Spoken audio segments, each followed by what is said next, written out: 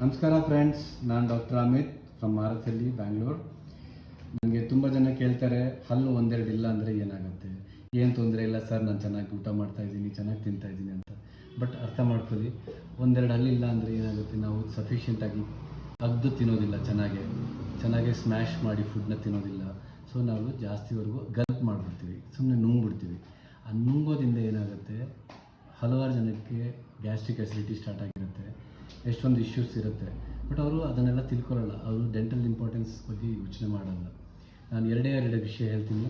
ಒಂದು, ನೀವು ಹಲ್ಲು ಟೈಮ್ಗಾಗಿ ಕಟ್ಸ್ಕೊಳ್ಳಿ. ನೀವು ಯಾವ ಥರ ರಿಪ್ಲೇಸ್ಮೆಂಟ್ ಮಾಡಿಸಿದ್ರೂ ಪರವಾಗಿಲ್ಲ, ಬಟ್ ರಿಪ್ಲೇಸ್ಮೆಂಟ್ ಮಾಡಿಸಿ. ಅದರಿಂದ ನಿಮ್ಮ ಚೀವಿಂಗ್ ಎಬಿಲಿಟಿ ಚೆನ್ನಾಗಿರುತ್ತೆ, ಅಗಿಯೋದಕ್ಕೆ ಚೆನ್ನಾಗಿರುತ್ತೆ. Next second one, very important, face value ಚೆನ್ನಾಗಿರುತ್ತೆ. ಫೇಸ್ ಸ್ವಲ್ಪ ನೋಡೋಕ್ಕೆ ಸೇಮ್ ಇರುತ್ತೆ, ವಯಸ್ಸಾಗಿರೋ ಥರ ಕಾಣಿಸಲ್ಲ ಅಷ್ಟು. ಹಲ್ಲು ರಿಪ್ಲೇಸ್ ಮಾಡಿಸ್ಕೊಳ್ಳಿ friends. Thank you. Keep watching us.